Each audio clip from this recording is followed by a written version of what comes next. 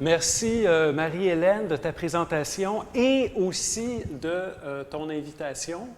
Et merci bien sûr aussi à Guylaine de Vaste et Vague de cette invitation qui m'est faite, très généreuse, très enthousiasmante, de venir prendre la parole devant vous, de venir aussi bénéficier, je dirais, de venir m'alimenter à même l'effervescence d'un événement d'art. Donc j'en suis très, très reconnaissant. J'ai préparé donc un ensemble de notes. Ce que je vais vous présenter, c'est vraiment un travail en processus. Ce n'est pas encore une présentation achevée, c'est vraiment un work in progress. Pourquoi? Pourquoi? Parce que je suis quelqu'un d'imprudent, je suis quelqu'un de naïvement enthousiaste, et quand Marie-Hélène, il y a déjà quelque temps, m'a parlé de son projet, m'a invité donc à faire cette conférence, elle m'a présenté un peu les prémices de cet événement. Elle m'a aussi dit au fond que le tourisme était pas le seul, mais un des thèmes, un des fils conducteurs de sa réflexion de commissaire autour de cet événement, séjour temporaire, altération provisoire. Et donc, en répondant à son invitation, je me suis trouvé à me lancer dans un chantier de réflexion, un chantier de recherche sur quelque chose qui ne m'était pas familier jusqu'à présent, qui est le tourisme. Alors, j'ai lu sur le tourisme, j'ai réfléchi au tourisme, j'ai pensé à j'ai réfléchi mes propres souvenirs, expériences, évidemment, de touristes, bien évidemment. Mais je vous dis ça, je vous raconte ça tout simplement pour vous dire que je ne suis absolument pas un spécialiste du tourisme. Et je vais tenter donc aujourd'hui de vous présenter donc quelques matériaux, quelques intuitions sur un rapport entre art, artiste et touriste que cet événement m'a inspiré. Je vais parler du tourisme et au fond, je suis en quelque sorte immergé dans mon objet de réflexion puisque je suis touriste ici, je suis voyageur, je redécouvre Carleton-sur-Mer. J'ai eu le plaisir donc de prendre le train de nuit et il faut savoir que quand on prend le train, certains circuits, dans les trains, sur le site Internet notamment de Via Rail Canada, il y a ce genre de document, ce genre de dépliant, donc un guide voyage, qui nous montre comment le tourisme est présent, omniprésent, presque ubiquitaire, dans plusieurs aspects de notre vie en tant que telle. Alors, ce que je vais faire ce matin, ce sera au fond de vous présenter donc quelques réflexions sur ce parallèle entre art et tourisme, en me fondant, entre autres, sur la structure de l'événement ici dans lequel on se trouve. Et si le temps me le permet, puisque j'ai trop de choses à vous dire, et ça n'a pas encore de forme achevée, alors je vais en même temps un peu réaliser, ou j'allais dire, j'oserais pas dire performer ma conférence, mais c'est un peu ça que je veux dire, pendant que je vais vous la dire. Alors, si le temps me le permet, je vais donner en deuxième partie de conférence quelques exemples de projets d'artistes qui concrétisent au fond ce parallèle art et tourisme à travers donc ces trois procédures, ces trois procédés, ces trois types d'actions: voyager, séjourner et plus spécifiquement pour l'art infiltré. Donc, on viendra à ça dans quelques minutes, donc. Alors, je suis d'autant plus content d'être ici ce matin avec vous que j'ai failli ne pas être là. J'ai failli ne pas, je ne l'ai pas dit à Marie-Hélène parce que je ne voulais pas t'inquiéter, mais il m'est arrivé ceci. Jeudi dernier, je traversais un grand moment de panne d'inspiration, l'angoisse de la page blanche, ce fameux cliché qui est quand même vrai. Je n'arrivais pas à démêler les fils de ma réflexion et de ma recherche. J'avais devant moi, autour de moi, une constellation d'idées, de références, de lectures, d'intuitions. Et je peinais à trouver la cohérence de cette conférence. Alors, qu'est-ce que j'ai fait? Je suis sorti de mon bureau de l'UQAM et je me suis échappé. J'ai fait l'école buissonnière, j'ai fait une pause et mes pas en dehors de l'UQAM, m'ont amené, les gens qui connaissent Montréal, peut-être que ça va vous sonner une cloche. Mes pas m'ont amené donc aux habitations Jeanne-Mance, donc un complexe d'habitations à loyer modique en plein centre-ville de Montréal. Et là, j'aperçois un petit boisé avec des bancs de parc. Et il fait chaud, on est en pleine ville, donc je décide d'aller profiter de l'ombre et de continuer à me reposer, de continuer au fond à fuir ma responsabilité qui est de produire, d'écrire cette conférence. Alors, sous le banc de parc vers lequel je me dirige, j'aperçois quelque chose. J'aperçois en fait un petit livre qui attire mon attention et, obéissant donc à l'instinct de glaneur qui est le mien, je ramasse ce petit livre et c'est ça que je trouve. C'est un guide officiel, Official Tourist Guide de la Gaspésie. Donc, et dans lequel, bien sûr, il y a une belle photo alléchante de Carleton-sur-Mer.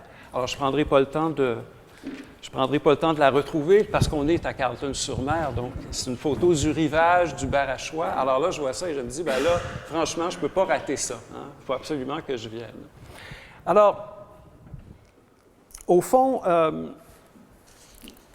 je suis sensible donc à cette coïncidence-là, à cette trouvaille. J'y vois, si vous voulez, un signe du destin, ou en tout cas un encouragement vraiment à foncer et à venir. Et je décide de venir, donc, en fin de compte. Alors, je suis très content. Avec ce Deus ex machina, ça serait un peu la fin. Si on était dans un souper, un apéro, une soirée, ça serait la fin de mon histoire. Et vous prendriez la parole pour me raconter à votre tour une anecdote, tout simplement. Ce n'est pas la fin de mon histoire, c'est le début de ma conférence en tant que telle. Alors, ce qui semble être un peu un prologue, un détour, une digression, au fond, m'amène au cœur de mon sujet avec la trouvaille, par hasard, de ce guide touristique de la Gaspésie. Puisque je vais parler du tourisme, des rapports étroits qui peuvent se tisser entre art et tourisme, notamment entre l'art in situ. L'art in situ, donc ce grand genre, ce grand domaine auquel on peut rattacher, je pense, la plupart ou peut-être toutes les productions qui sont réalisées ici par les artistes de séjour temporaire. Je vais aussi m'attarder donc à l'une des conditions possibilités de cet art in situ, c'est-à-dire la mobilité de l'artiste contemporain et aussi, bien sûr, par voie de conséquence, la circulation du spectateur, qui doit se promener en ville à Carleton pour voir les œuvres ou qui doit, de l'extérieur, venir à Carleton pour rencontrer et expérimenter les œuvres. Alors, on est dans un monde où la mobilité, elle est omniprésente et à travers si on regarde plus précisément l'art contemporain, à travers les biennales et tous les événements périodiques, triennales, etc., qui pullulent aujourd'hui, qui sont en fait autant de vecteurs à la fois de prestige, de plus-value symbolique pour les lieux, de moteurs économiques aussi pour leurs régions respectives.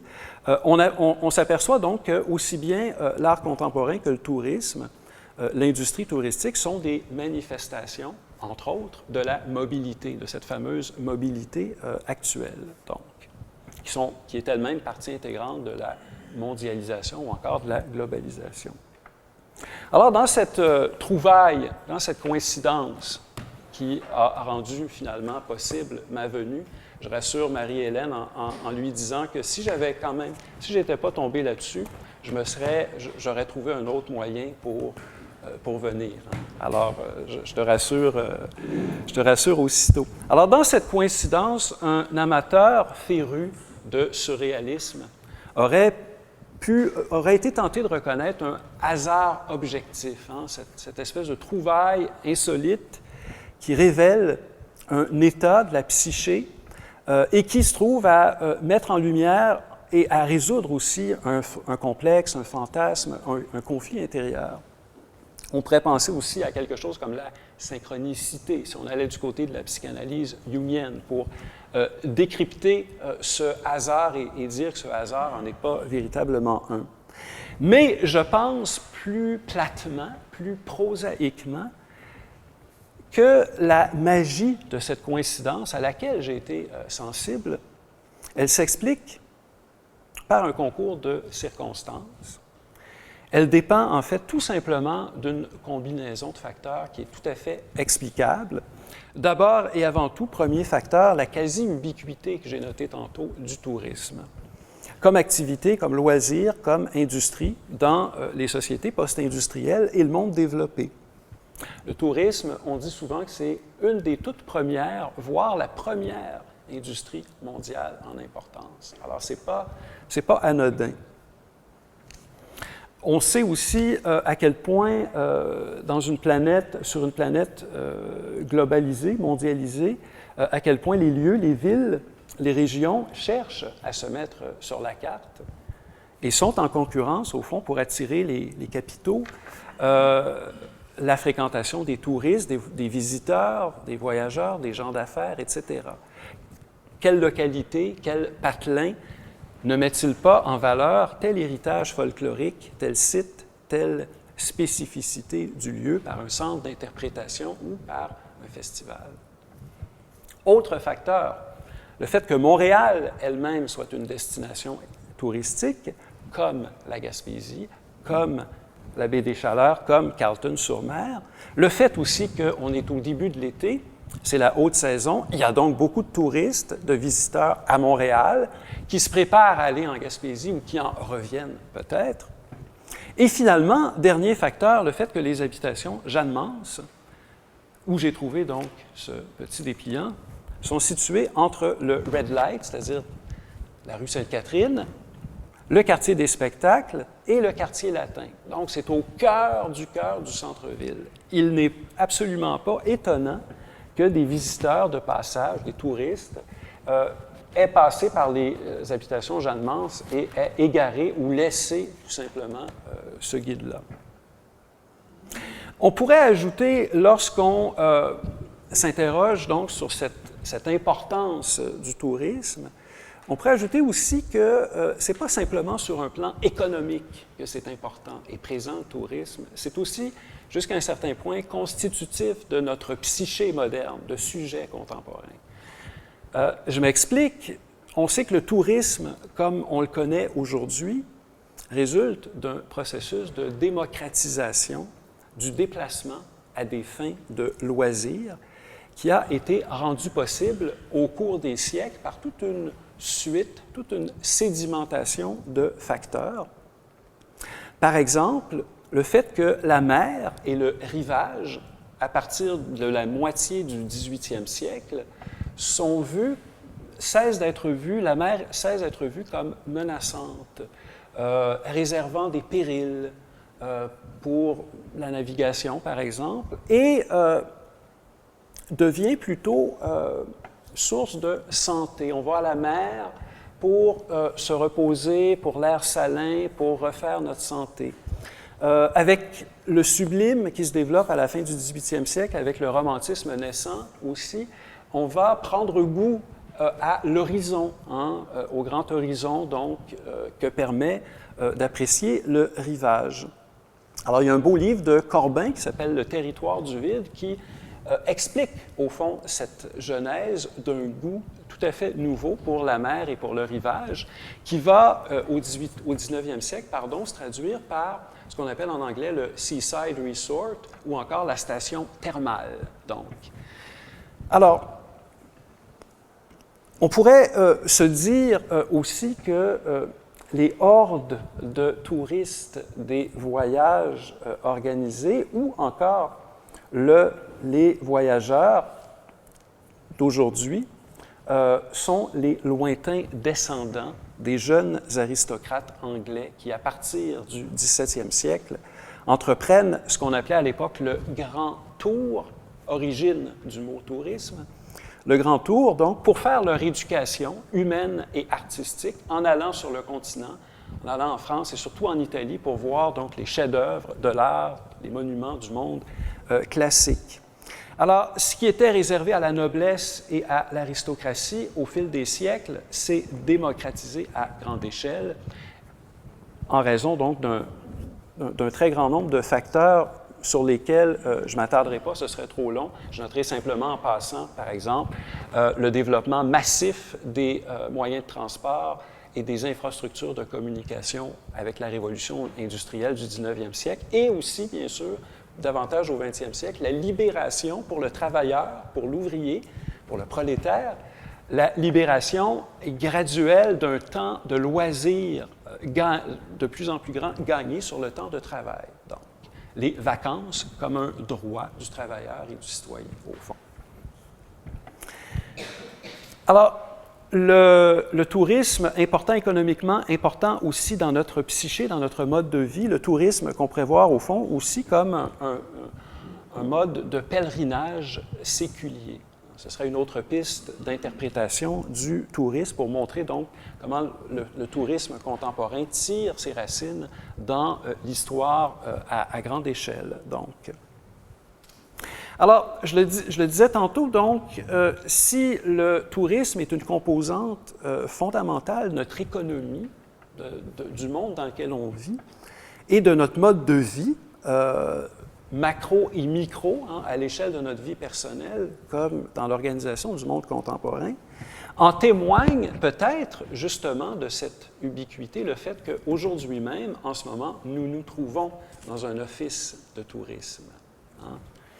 Un office de tourisme, donc, dans un événement et un centre d'artistes vaste et vague, dont le quartier général masque, jusqu'à un certain point, son identité véritable, altère, pour prendre un mot du titre de l'événement, altère provisoirement son apparence. Et ça aussi, ce jeu-là, cette imposture, si vous voulez, ludique du centre d'artistes qui devient office de tourisme, m'a hasardé aussi à tracer ce parallèle entre l'art et le tourisme. Alors évidemment, ce parallèle-là est motivé aussi par le fait que de plus en plus, depuis au moins une quarantaine d'années, l'artiste se déplace. L'artiste se déplace beaucoup pour créer, pour travailler dans des contextes comme ceux du symposium, de l'événement d'art, des résidences, donc. La circulation de l'artiste est donc une donnée de plus en plus significative dans la création de beaucoup d'œuvres et de démarches. Et l'in situ se développe justement à partir de cette prémisse du déplacement continu de l'artiste.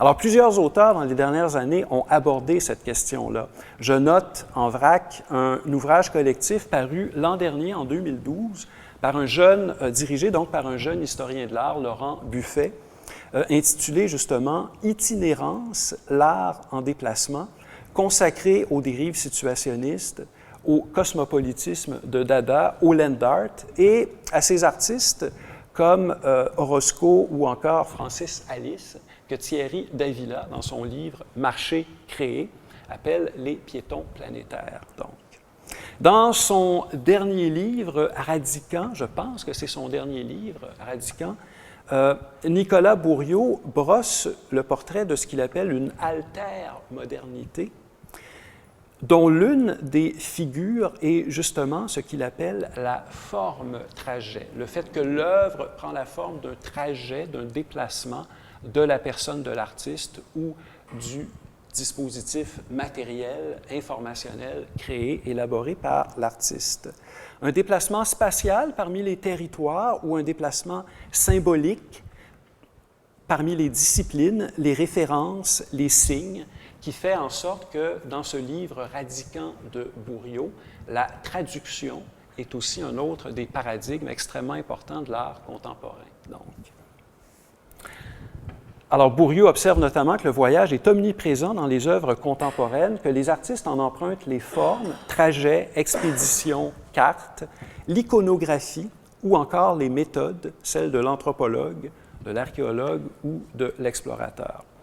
On verra un exemple, justement, de l'explorateur, de cette méthode de l'explorateur ou de l'aventurier, avec deux exemples que je vous présenterai dans quelques minutes, donc, pour parler de cet aspect, cet élément voyager, donc, avec les artistes français Abraham Point-Cheval et Laurent Tixador. J'y reviendrai dans quelques instants en vous présentant une image. Ce n'est pas un hasard, donc, dans la mesure où la mobilité modèle notre monde contemporain. Ce n'est pas un hasard si on trouve deux occurrences, au moins, de l'intitulé « Portrait de l'artiste en touriste » dans des publications récentes. D'abord, dans un très, très beau livre de Suzanne Paquette, Le paysage façonné, les territoires post-industriels, l'art et l'usage, un livre de l'historienne de l'art, donc Suzanne Paquette, qui est prof à l'Université de Montréal, donc sur la photographie, sur le land art, sur le tourisme. Une magnifique réflexion sur la manière dont la photo, le trajet en automobile lorsqu'on voyage, a modelé notre compréhension du paysage en tant que tel. Et dans ce livre, il y a un chapitre, donc, Portrait de l'artiste en touriste, où l'artiste ainsi portraituré, c'est le land artist Robert Smithson, donc évidemment grand voyageur. On trouve aussi un article éponyme d'Alice Motard dans un dossier de la revue S de 2005 qui est consacré aux dérives, un article dans lequel elle aborde, Alice Motard, donc différents artistes, notamment Francis Alice, donc l'artiste d'origine belge établi à Mexico. Cette mobilité, cependant, n'est pas seulement celle de l'artiste ou de l'œuvre in situ. Je pense à l'œuvre ici qu'on a pu commencer à voir de Marc Duluth, donc qui va être physiquement mobile. Cette mobilité, elle emporte aussi dans son mouvement le spectateur d'exposition qui se déplace de plus en plus pour aller voir les œuvres. Joanne Lamoureux propose une généalogie de cette circulation du spectateur à partir d'une réflexion sur l'installation et sur l'in situ.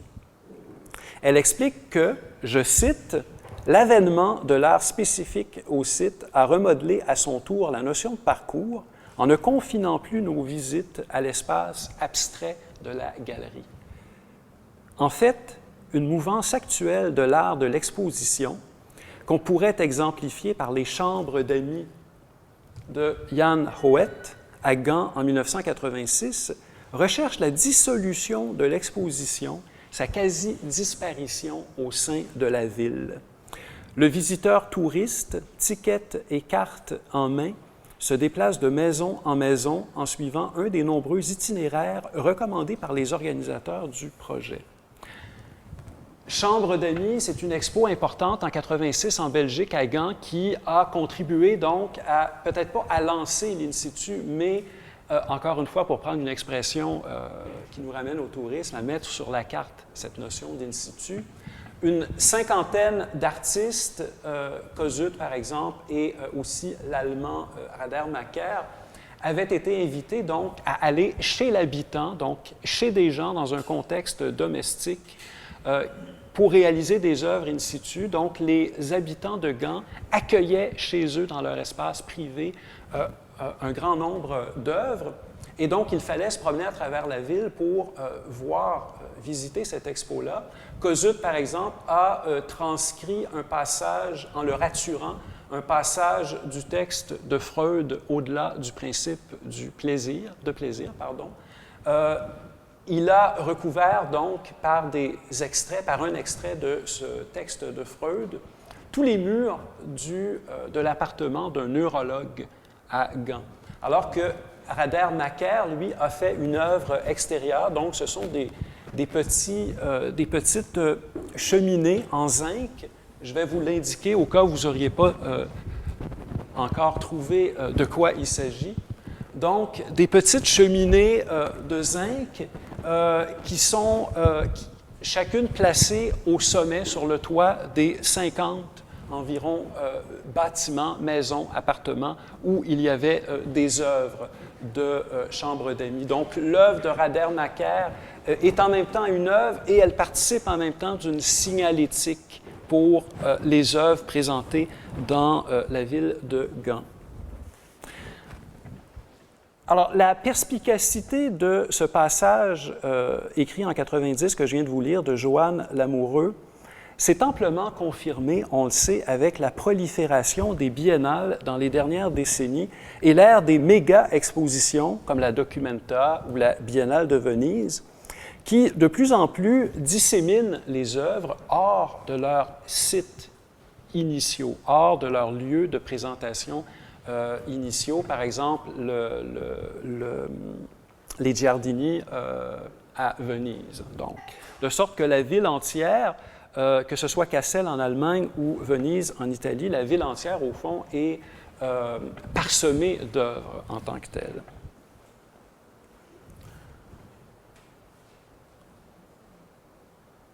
« 10h58 ». Alors, je vous avais dit que j'avais trop de choses à vous dire, et ça se confirme. Ça se confirme puisque je suis à la page 5 d'un texte d'une conférence qui en compte 16. Alors, je vais tenter soit d'aller plus vite ou de contracter mon propos. Alors, j'ai bien fait de vous avertir au début de ma conférence. Alors,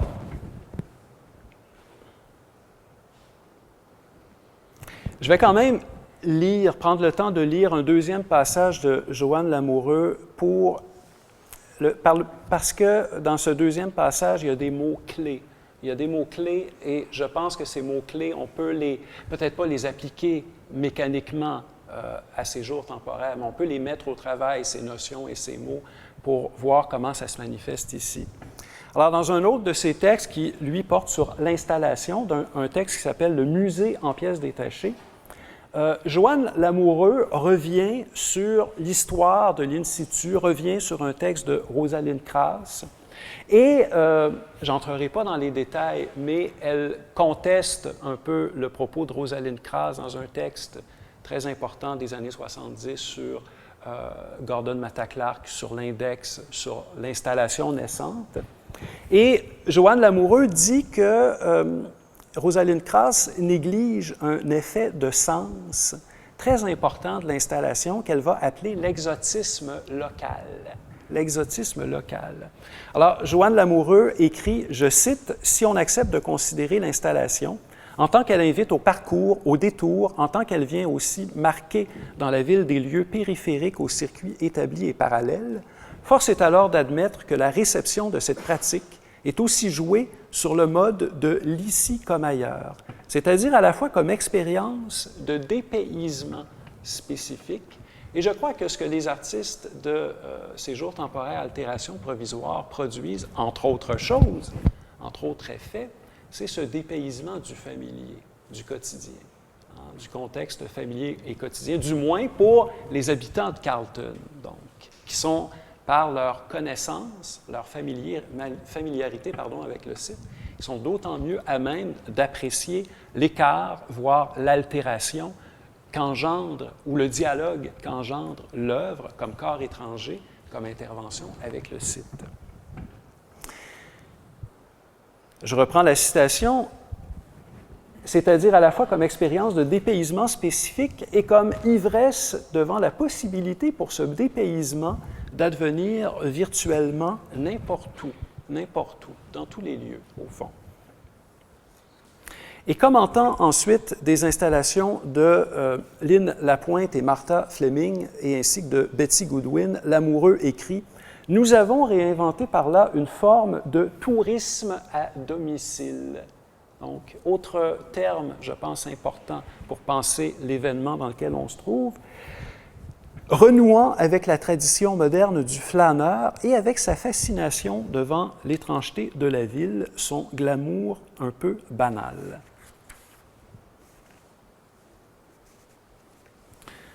Alors, cette mobilité du touriste, de l'artiste, mais aussi du spectateur, qui est à la fois donc une condition de possibilité de l'art in situ ou de l'art contextuel, mais aussi un ressort, un effet de sens de ces œuvres-là.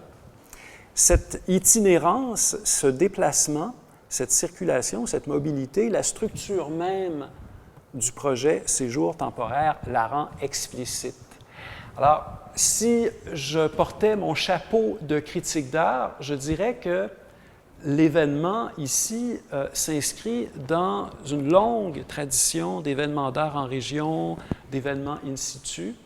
Et s'il innove, à part bien sûr les œuvres qui sont des productions originales, s'il innove cet événement-là, c'est précisément parce qu'il revendique et il rend explicite cette condition implicite de la mobilité. Il la rend explicite, cette mobilité, par deux éléments extrêmement importants. Ce que j'ai mentionné tantôt, l'office de tourisme, donc, dans lequel se transforme le centre d'artistes. Le fait que, bien sûr, le centre d'artistes trompe gentiment le visiteur de passage pour l'inciter ensuite à aller sur le territoire à la rencontre des œuvres. Et deuxième élément extrêmement important, c'est la carte géographique qui a été produite. Donc, pour qu'on parte à la chasse aux œuvres, au fond.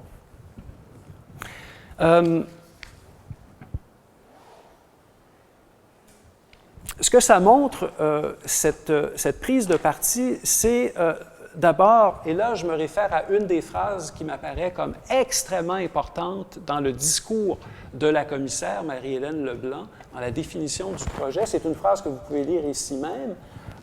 Laissez-moi une fraction de seconde pour la retrouver. C'est un petit peu après le milieu du texte. La phrase se lit comme suit. « Le projet consiste en la réalisation de 8 interventions artistiques dans la ville, d'un office de tourisme culturel dans la salle d'exposition du Centre d'artistes Vaste et Vague et d'une carte géographique. » Cette phrase-là, à mon avis, est extrêmement importante. Pourquoi? Parce qu'elle met sur le même pied d'égalité, dans l'énumération qui constitue l'événement, elle met sur le même pied d'égalité à la fois les œuvres et la structure de médiation, le dispositif d'exposition qui les met en scène, ces œuvres-là. C'est une manière de nous informer d'une chose qu'on sait déjà, mais de la rendre explicite. Le fait que les œuvres d'art ne nous sont pas données à voir de manière nue, n'apparaissent pas comme ça toutes seules. Elles sont cadrées, encadrées, contextualisées par des indicateurs, une signalétique, par une carte géographique, par un texte, un discours, des références historiques, théoriques, etc., etc., etc. Les œuvres n'apparaissent pas à l'état nu en tant que tel. Alors, ce qui constitue une expo, un événement, c'est à la fois les œuvres et le discours et le dispositif et la médiation qui les entourent, qui les mettent en scène, qui les médiatisent. Et on pourrait dire, en allant plus loin, que cette transformation du centre d'artistes en office touristique résout une question qui se pose toujours pour ce genre d'événement, qui s'est posée pour l'art conceptuel, pour le land art, etc., qui se pose toujours une question épineuse qui est la suivante: comment intégrer la documentation de plus en plus importante, nécessaire, comment l'intégrer à l'exposition? Donc, et ici, le parti pris, ça a été d'intégrer cette documentation à la fiction, au jeu de l'office de tourisme en tant que tel. Donc, de faire en sorte que le dispositif de médiation fasse œuvre, si vous voulez, si vous me permettez l'expression.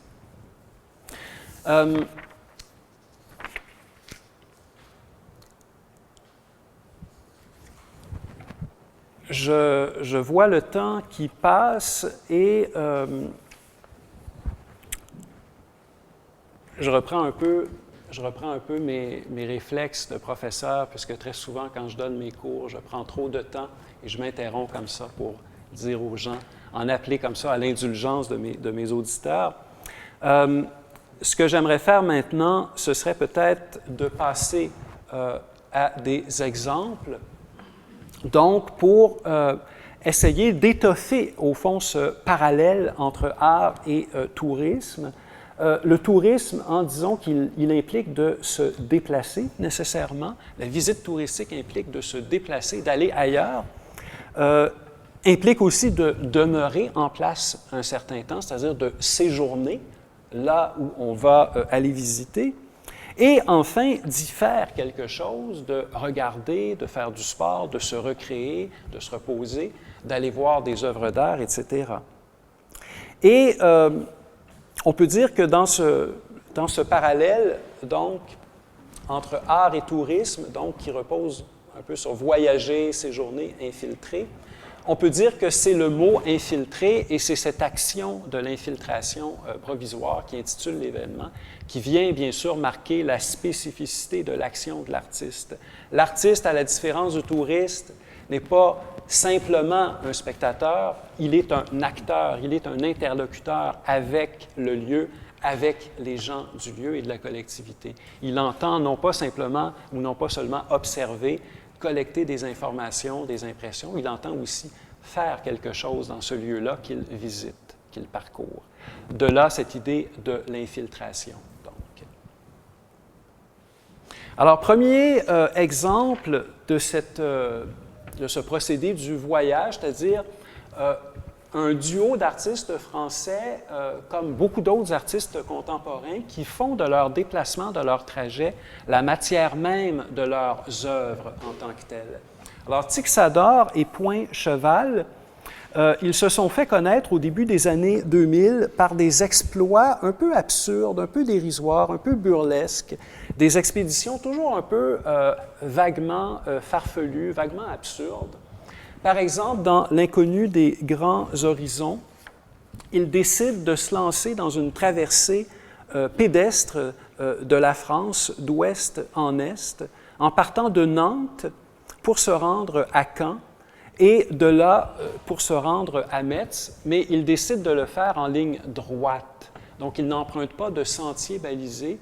Ils appliquent sur le territoire une unité géométrique qui est la ligne droite, donc le plus court chemin pour passer d'un point à un autre, mais dans les faits, au lieu bien sûr d'emprunter les routes, les sentiers balisés qui auraient facilité leur randonnée, leur trajet qui prend la forme d'une droite, donc, se révèle fertile en difficultés de toutes sortes, puisqu'ils doivent franchir ou contourner de nombreux obstacles, comme des rivières, des autoroutes, des propriétés privées. Et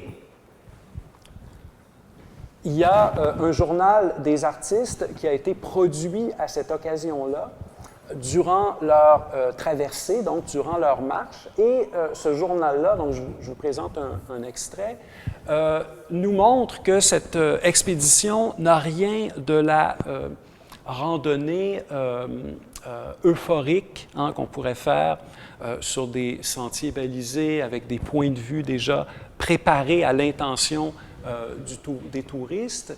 Au contraire, c'est une suite de difficultés, c'est une suite d'obstacles qui attendent les deux artistes. Et cette expédition, au fond, elle révèle un peu la résistance du ou des paysages du territoire à leur avancée en tant que telle.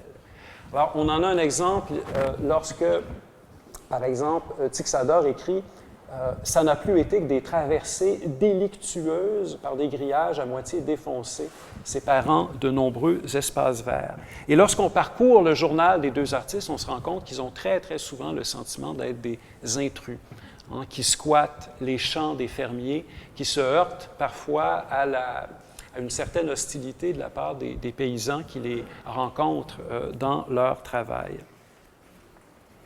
Alors, ces deux artistes produisent aussi des traces qui seront par la suite exposées, des photographies, une vidéo, et aussi une bouteille donc avec un échantillon de la terre de Verdun, donc évidemment une référence historique à la Première Guerre mondiale qui n'est pas banale, qui n'est pas anodine, donc un site qu'ils ont parcouru, qu'ils ont traversé. Une bouteille, évidemment, qui peut nous faire penser à l'art, je dirais, un peu folklorique, un peu amateur du marin en traversée, qui réalise comme ça des petits bateaux miniatures dans des bouteilles pour rappeler donc son voyage. Alors, en même temps, je vous montre cette image-là parce que ça révèle aussi l'amateurisme revendiqué de la part de ces deux artistes, qui ne sont jamais des experts, mais qui se donnent toujours pour tâche de se livrer donc à des exploits un peu, peut-être pas impossibles, mais toujours un peu invraisemblables, Un peu comme Robert Smithson, ils produisent donc beaucoup de documents, photos, sculptures, installations. Et comme Robert Smithson aussi, ils écrivent. Il y a une production littéraire, donc ils vont souvent produire des livres qui racontent leurs aventures, leurs voyages. Une autre des équipées tout à fait fascinante, en tout cas à mon avis, de ces deux artistes, c'est Horizon-20. Horizon-20, c'est un projet qui consiste pour eux à s'enfoncer dans la terre et à creuser un tunnel pendant 3 semaines à raison d'un mètre par jour. Un tunnel qui doit faire, ils vont se déplacer donc pendant 20 mètres. Mais ce qu'il y a de particulier, c'est qu'ils rebouchent le tunnel à mesure qu'ils progressent. Alors, voici comment les artistes décrivent leur projet dans un texte de présentation. C'est très, très clair. L'espace souterrain dans lequel nous prévoyons de nous déplacer n'est ni plus large ni plus haut qu'un boyau ordinaire, mais la Terre y sera enlevée à l'avant, puis déposée à l'arrière pour nous faire avancer et combler notre passage. Ils sont donc isolés dans la Terre, ils sont momentanément enterrés sous la Terre dans leur tunnel. Ainsi démunis d'accès vers l'extérieur, nous serons claustrés dans une sorte de grotte sans amarre ou encore de mobile home troglodyte. Donc l'expression est éloquente. Le voyage est prévu pour une durée de 20 jours au rythme de progression d'1 mètre quotidien. La galerie, donc le boyau, devra être creusé dans un premier temps au départ d'une tranchée jusqu'à ce que l'espace soit suffisamment long pour être fermé. Alors, la grotte sans amarre, donc le trou, la caverne, et là je pense à Marie-Claude Boutillier qui me parlait, je pense hier ou avant-hier, de ces installations picturales qui sont aussi des abris, des habitats temporaires dans lesquels à la fois l'artiste et ses visiteurs peuvent parfois se rencontrer. Je pense à son projet donc sur la petite grotte avec la statue de la Vierge. Alors, grotte sans amarre, mobilhome, troglodyte, ces expressions-là condensent évidemment un certain nombre de SEM, le souterrain, l'abri, la demeure, le nomadisme, le moyen de transport, le moyen de transport moderne et aussi la demeure préhistorique, archaïque. Encore une fois, les deux artistes réalisent, pendant leur traversée, ils réalisent des œuvres, par exemple des pelles. Donc, les pelles qui ont servi à cet exercice de terrassement sont présentées un peu comme à la fois comme les outils qu'elles ont été, mais aussi comme les reliques de cette expérience, de cette œuvre-là. Et ces pelles, donc, leurs manches ont été évidées pour, encore une fois, donner une représentation assez naïve des deux artistes au travail, enfoncés sous la terre, en train de se déplacer comme ça dans leur tunnel mobile. Donc,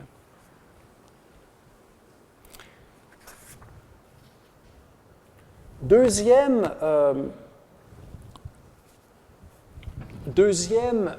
mode d'action, on s'est déplacé, on a circulé, on arrive quelque part, on y passe du temps, on réside, on séjourne. Beaucoup d'artistes font de leur séjour, encore une fois, la matière, le matériau de leur travail. Je donnerai le seul exemple de Jean-François Prost qui a réalisé au début des années, fin 90, début des années 2000, une série de projets dans lesquels il s'installait, par exemple, sur un terrain vague à Montréal ou encore ici, lors d'une résidence au Lobe à Chicoutimi, dans le petit village de pêche sur glace. On pourra penser à Espace Blanc à Chicoutimi, à Rimouski, par Caravansérail, donc à Sainte-Rose-du-Nord, sur le fjord du Saguenay. Alors, il arrive un peu comme un intrus, comme un étranger.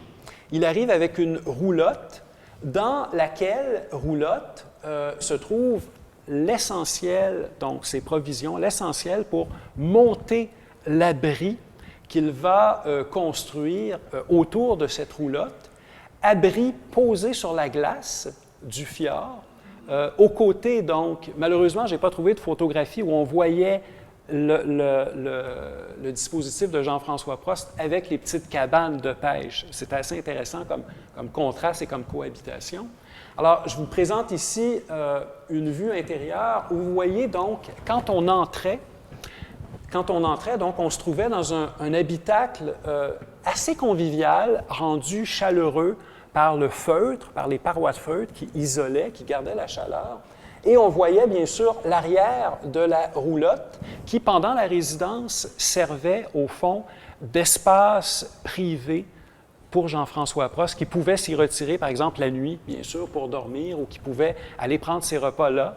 Tout le reste du temps, Jean-François Prost était dans l'espace semi-public, c'est-à-dire dans cette espèce de petit salon très confortable dans lequel il accueillait les visiteurs de passage, donc les pêcheurs, par exemple, et dans lequel se trouvait un trou pour la pêche. Donc, Jean-François Prost s'est initié, si vous voulez, au rite, à la coutume, au loisir de ces pêcheurs sur glace.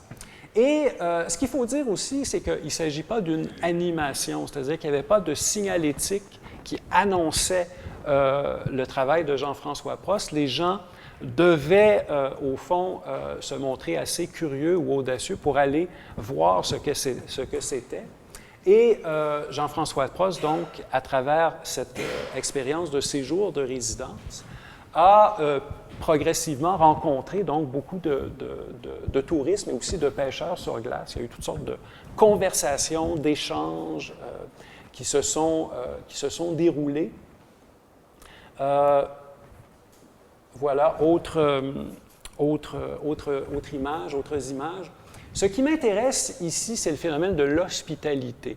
Le fait que l'artiste en résidence, que l'artiste visiteur, que l'artiste in situ ou le critique invité bénéficie d'une hospitalité par le centre, par le lieu qui les accueille.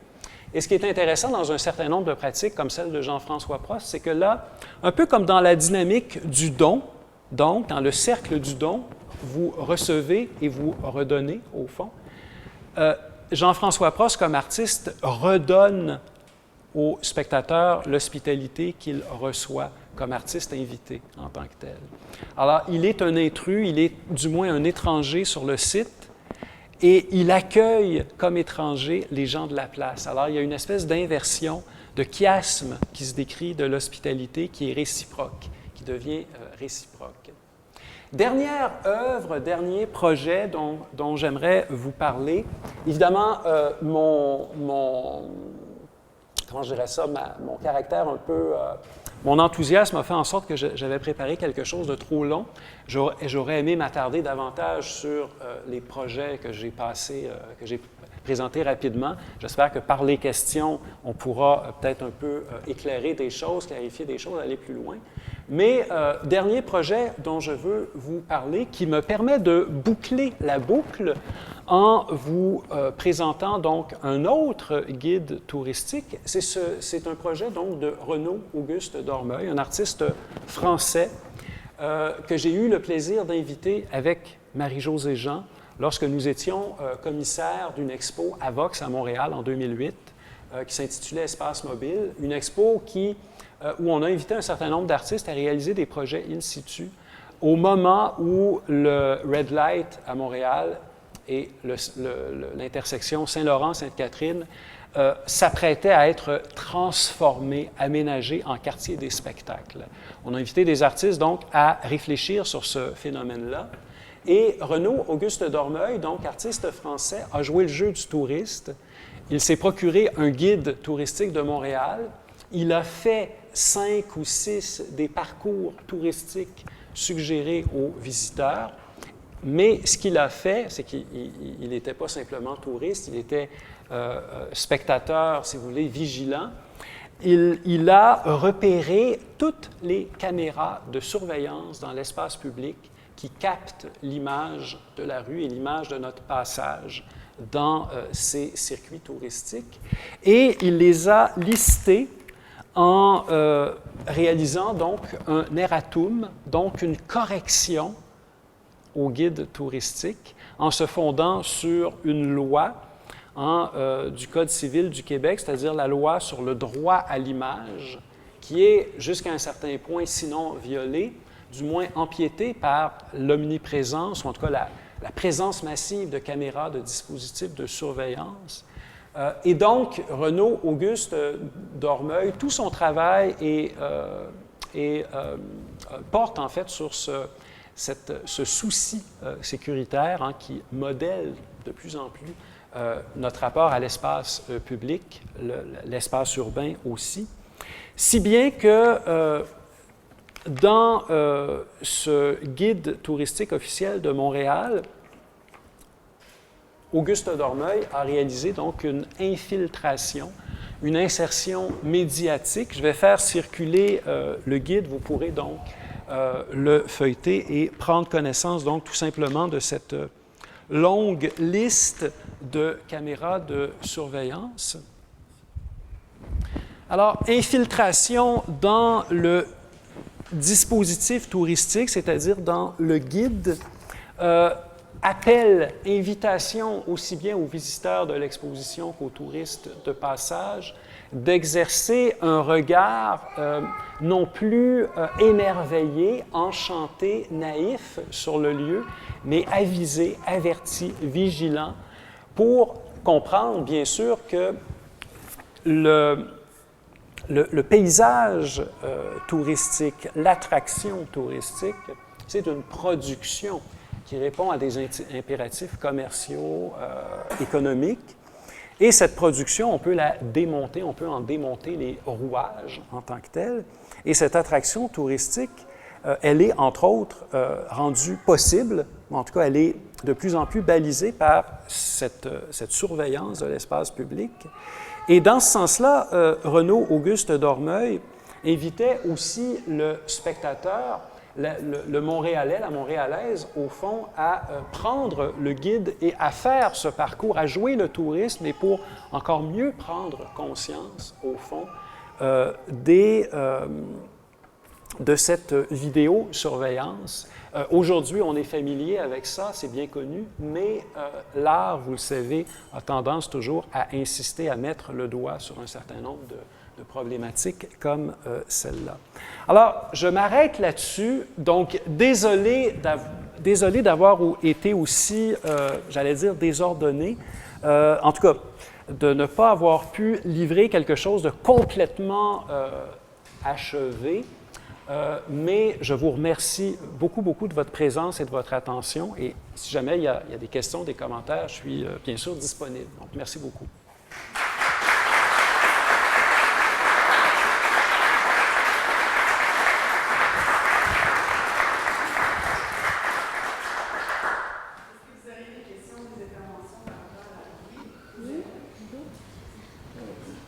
Je me demandais, que tu parles de l'intrus, quand un artiste s'intègre bien, comment est-ce qu'il peut être intrus? Quand l'artiste s'intègre bien? Oui, dans les paysages, quand tout est permis, tout devrait faire l'affaire. Oui, oui, oui. Oui. Hein? Alors, oui, a priori, donc, l'artiste qui vient d'ailleurs et qui s'installe quelque part, qui intervient quelque part, n'est pas un intrus, a priori. Il l'est d'autant moins dans la mesure où son action, son intervention, son œuvre peut être, bien sûr, annoncée, publicisée par le centre d'artistes, par exemple, par l'événement, etc., etc. Alors, j'ai employé le terme d'intrus, je le nuancerais en parlant plutôt d'étranger, parce l'intrus, c'est celui qui n'est pas désiré en tant que tel. Alors, chez Jean-François Prost, il y a surtout de l'étranger, parce qu'il n'est pas de la place, il n'est pas du fjord, il ne connaît pas Sainte-Rose-du-Nord jusqu'à ce qu'il vienne, il ne connaît pas les gens non plus de la place. Il est étranger, mais il est un peu aussi intrus dans la mesure où il n'y a pas eu d'autorisation express, il n'y a pas eu de travail de médiation auparavant. Ce n'est pas très grave qu'il s'installe, il ne viole pas de loi en tant que tel, ça ne dérange personne. Donc, ce n'est pas une intrusion au sens où il violerait ou il vandaliserait la propriété d'autrui, pas du tout. Il est un peu intrus dans la mesure où son habitacle, son abri détonne par rapport aux petites cabanes de pêche. Alors, il est un peu intrus dans la mesure, à tout le moins, parce que les gens se demandent, mais qu'est-ce que c'est ce truc-là en tant que tel? Alors, intrus, étranger aussi. Soft, oui. Oui, et aussi, ça, j'en ai pas parlé, je ne me suis pas attardé sur le titre, mais le titre annonce beaucoup convivialité élective. Ça suggère la création, ou en tout cas la visée de créer des liens avec la population, la communauté des pêcheurs sur glace. Et bien sûr, ce terme de convivialité implique aussi, et c'est confirmé par l'intérieur de l'habitacle, un certain confort. C'est-à-dire que c'est un peu étonnant, c'est étranger quand on le voit de loin, mais quand on s'approche, quand on entre, c'est invitant en tant que tel. Donc c'est là que, et Jean-François Prost, j'en ai pas parlé, mais la personne de l'artiste est aussi un élément extrêmement important dans ce genre de pratique-là. Donc, Jean-François Prost, c'est quelqu'un qui est affable et c'est pas innocent, c'est pas anecdotique de dire ça. Cette affabilité, cette ouverture, cette disponibilité, c'est aussi ce qui rend possible le risque qu'il prend de s'installer dans différents lieux, terrains vagues, village de pêche sur glace, et c'est ce qui va rendre possible le fait que des gens, il a raconté que parfois, les gens qui allaient le voir, il y avait des malaises. C'était pas agréable, qu'est-ce que tu fais là? Donc, c'était pas toujours le fun, c'était pas toujours si soft que ça. Mais, à tout le moins, la personne de l'artiste fait en sorte qu'il y a, je dirais, une disposition, du moins, à faire en sorte que la rencontre puisse donner quelque chose de fructueux. Donc.